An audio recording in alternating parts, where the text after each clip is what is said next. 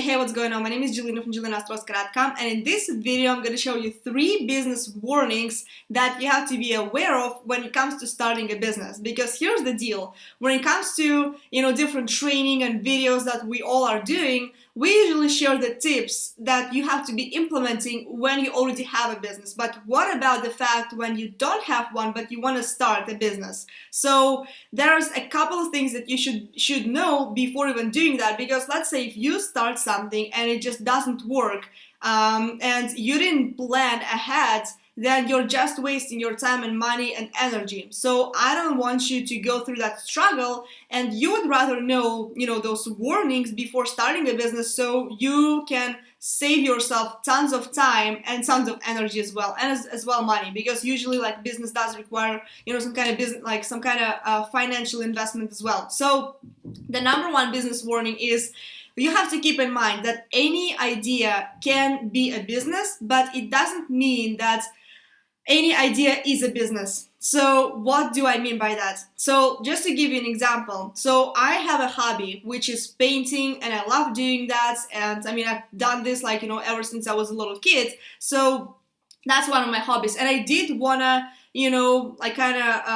align my profession with painting and with my hobby. I wanted to become a fashion designer, but eventually I quit that idea because I knew it would kind of be a little bit difficult in the first place, as well as it would probably pay me like a hobby, right? So painting was not really the best option for me, and that's why I kind of turned into entrepreneurship and network marketing. So just keep in mind that some ideas are good ideas, while other ideas are some that have to be stored in the closet, right? So but if that's a good idea, it can be a business. I mean, it can become a successful business, but not all of the ideas are going to be good. So the warning number 2 is, just because you love it doesn't mean it is a business. The same thing, let's say if I want to start a if I like painting, I mean I love doing that, serious, I try to do it at least every once in a while, because that is a hobby.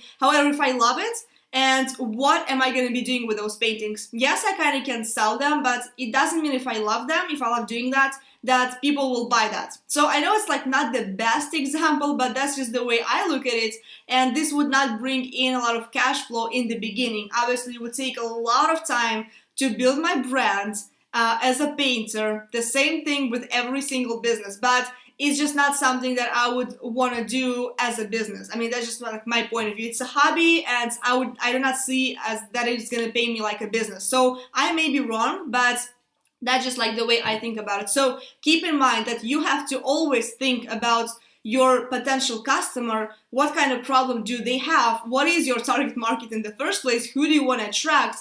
And with your product, with your idea, and based on that, you do not want to please yourself. You don't want to do something that you love, but you have to provide something of value to the audience, and they will love that. So they have to love the benefits that you and your product can deliver. So that's the whole point of business. So the number 3 warning, last but not least, is small is guaranteed failure. So if you want to go small, you better not go into business at all. Seriously. So you have to either go big or go home. So that's seriously the ultimate, I would say, advice when it comes to building a business. Because if you're starting small and you're thinking of small goals, and you're thinking, oh, I'm gonna do small, I have small goals, I have small business ideas, I mean, it's not gonna work out. I mean, starting small is always gonna be a failure. So you better go big and